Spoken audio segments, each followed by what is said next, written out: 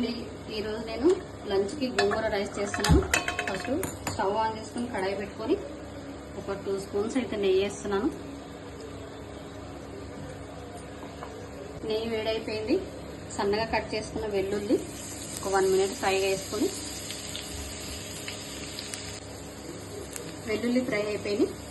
ఇది పచ్చిమిర్చి సన్నగా కట్ చేసుకున్న పచ్చిమిర్చి, ఇది కూడా కొంచెం. ఇప్పుడు కరివేపాకు,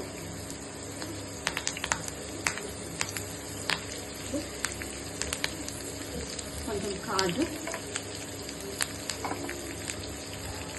కొంచెం సన్నగా కట్ చేసిన పుదీనా, ఇది కొంచెం ఫ్రై కావాలి.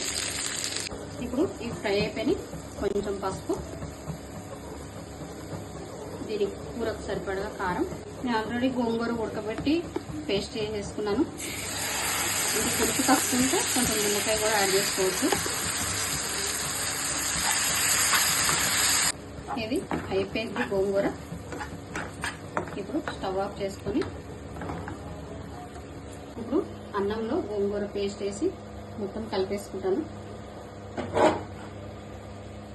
ఇప్పుడు కొంచెం ఉప్పు కూడా, అన్నంకి సరిపడా ఉప్పు.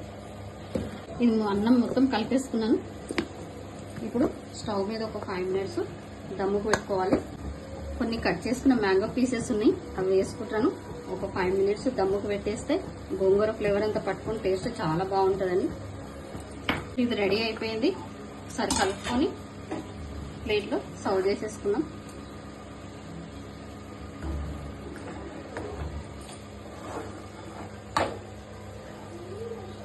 వేడి వేడిగా గోంగూర రైస్ రెడీ అయిపోయింది.